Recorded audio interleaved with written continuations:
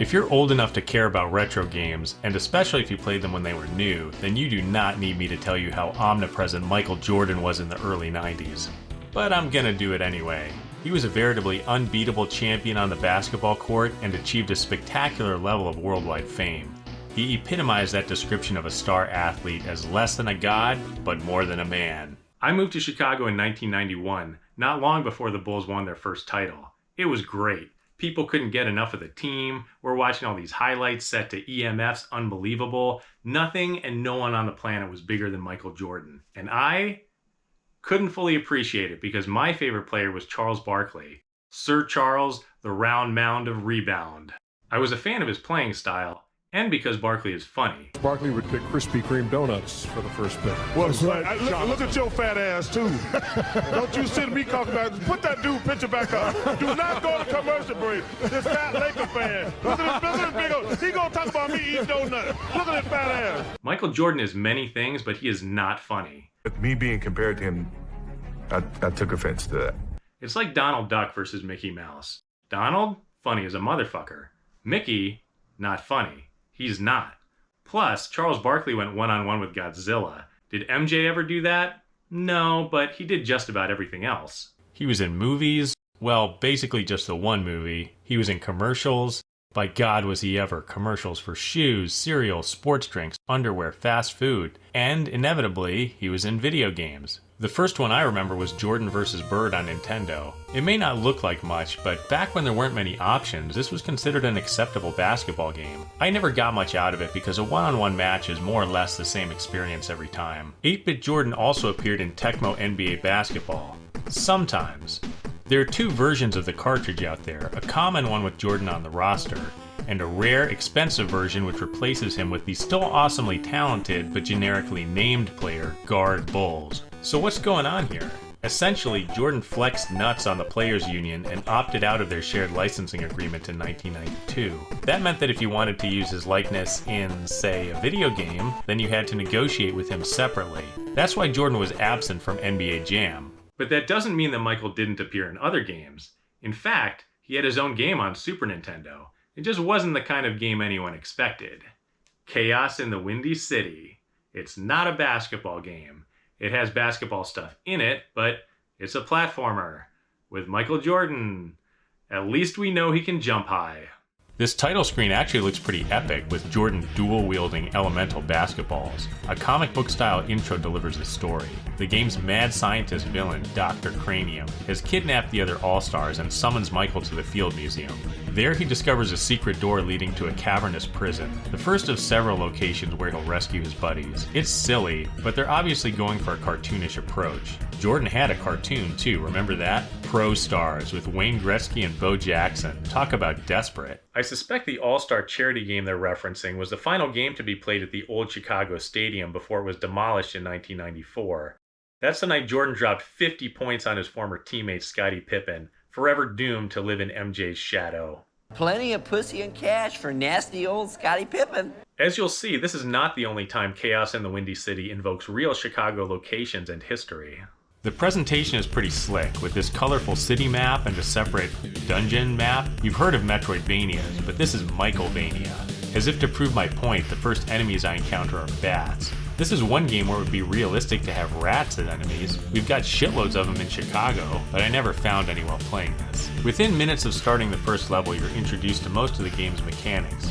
Leaping, climbing, and wandering through labyrinths as you search for items, keys, and prisoners. Get used to it. Thankfully, there's no timer, and falling doesn't hurt you. Alongside your health bar is a Jordan portrait expressing disapproval as you take damage. If only we had the crying Jordan meme back then.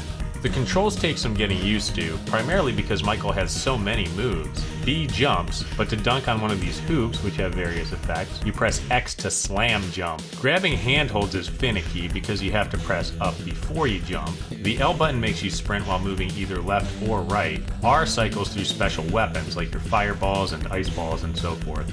Rescued players don't just say thanks and disappear, they each have unique dialogue trees. The information provided isn't critical to beating the game, but they'll give you tips about enemies and item locations, along with corny jokes. Touches like this convey a respectable level of effort from the designers. Don't get me wrong though, it's still a cash grab of a game. You restore health by collecting Wheaties and Gatorade, name brand products Jordan famously advertised. Don't ask questions, just consume product. The cells contain 5 levels, and I don't know whether saving all the prisoners is required, so I'm missing some in the interest of simply getting through the game. But realistically, Jordan might not save everyone. Like if John Starks is down here, he's leaving that motherfucker to die. If you're hell-bent on 100%ing this, then you can return to previously completed levels on the map, but you only get a password after clearing an entire area. That requires knocking out a boss, of course.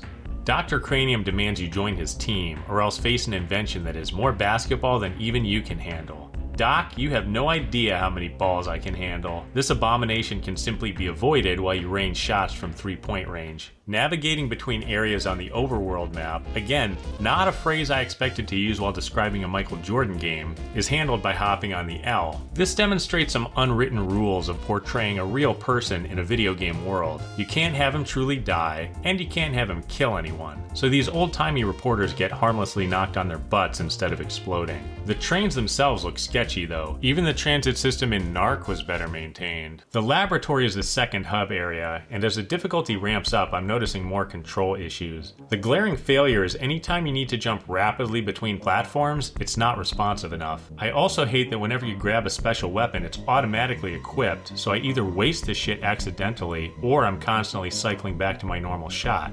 These levels are rife with electrical barriers, and sometimes I choose to take a hit rather than figure out the switch puzzles. Maintaining this theme, the boss is a zap-happy Frankenstein wannabe.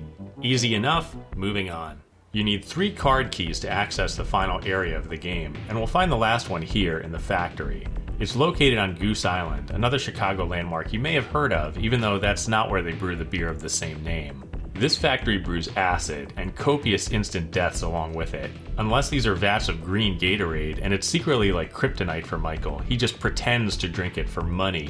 These slimes are the most irritating enemies in the game. They jump around like the ones in Simon's Quest, and multiply like the ones in Fester's Quest. If they were smiling at me, we'd have Dragon Quest covered too. The boss is another wacky contraption that awkwardly drifts around, offering no challenge at all. With the 3rd card key in hand, we can unlock a tunnel to the final area. Inside, a freed prisoner explains that Dr. Cranium rebuilt Riverview Park to serve as his base. If you're not from Chicago, you wouldn't know this, but Riverview was a real amusement park, one of the biggest in the country. It operated for decades, long before Disneyland ever opened, until it was torn down in the 1960s. I'm guessing someone on the development team had Chicago roots, and decided that Riverview would be a cool level to include in the game. It's like something out of Scooby-Doo, complete with creepy carnival music. I wish there was a haunted amusement park nearby. I would have filmed the entire review there. Hell, I would move in and never leave. Riverview was already old news when Chaos in the Windy City came out, and another 30 years have passed since then. But I have to know, does any trace of the park remain? Most of the land was sold and developed long ago, but not all of it. If there's any evidence of Riverview to be found today, it's concealed by this forest. I'm going in. And there's not much to see. This haggard-ass concrete might have been part of the Midway. The only significant remnant is these foundations from one of the old rides. It's a discouraging result for our little field trip, especially since I had to fight off 9 raccoons on my way in here, but at least I can make the unsubstantiated claim that this is the only copy of Chaos in the Windy City to have ever been returned home to Riverview. The level itself operates differently from the rest of the game. It's a single main area with doors to different sub-areas like a haunted mansion and a funhouse opening off of it. But the doors always become available in the same order, so just stick to the routine of gathering keys and exploring everywhere and you'll make progress. These areas are fittingly the hardest yet, full of traps and unforgiving jumps. The final boss, however, is laughably easy. All the bosses in this game suck. It's almost impossible to lose to them. Dr. Cranium pilots a giant Robo-Jordan, which may qualify as cybernetic blackface, and it's so massive that you can't run past it without taking damage. To compensate, you get health refills by dunking on either hoop, and the items never run out. So although the robot takes a lot of hits to destroy, I never felt like I was in danger. The ending is weak too. Michael dribbles off into a black void, high-fiving rescued comrades as confetti rains down. This is an ideal game for a weekend rental because that's enough time to beat it and or get completely sick of it. Based on its weird synthesis of subject matter, you might at first be shocked that the game isn't total garbage, but don't let that seduce you into thinking that it's actually good. It's a mediocre platformer with uneven challenge, painted over with high production values. You know who I didn't see in the lineup during the credits? My man Charles Barkley, because he wouldn't be caught dead in this sorry-ass game. Collecting keys, solving puzzles, forget all that.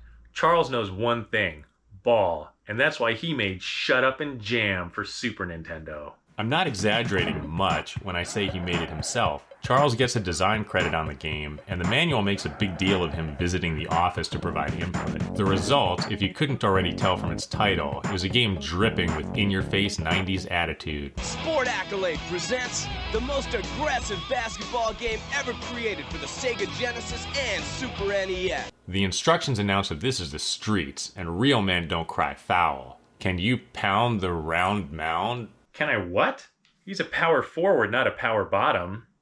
Unless this game knows something I don't. Barkley is the only name brand player available, with the rest of the roster consisting of fictional street ballers. Naturally, I want to play as Barkley, not as these chumps. The manual offers player profiles, including the most obvious undercover cop I've ever seen, and tips about which players to pick for balanced 2-on-2 teams. Most of it makes sense. This guy's bad at rebounding, this guy's good at three-pointers, etc. But one description made me do a double take. The kid has money for his rocket-powered shoes and his nuclear ham. Nuclear ham? You see what happened here, right?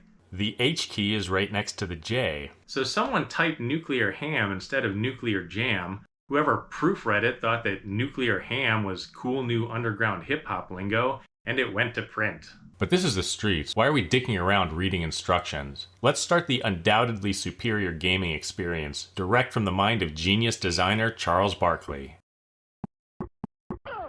Oh. It's just a clone of NBA Jam. It's playable, but what's the point when it's such a shameless knockoff? Charles, I'm not mad. I'm just disappointed. I would rather eat nuclear ham and wash it down with acid-flavored Gatorade than play Shut Up and Jam. I would rather have Dennis Rodman file my taxes. I would rather play Chaos in the Windy City. So you win this round, Jordan. And Barkley, I want to see you down on your knees, begging forgiveness. I promise I'll never swear again. I'll never get another technical. Okay, what else? How about I'll never design a video game again? I'll never go out with Madonna again. Yeah, you know what? Fair enough. Me neither.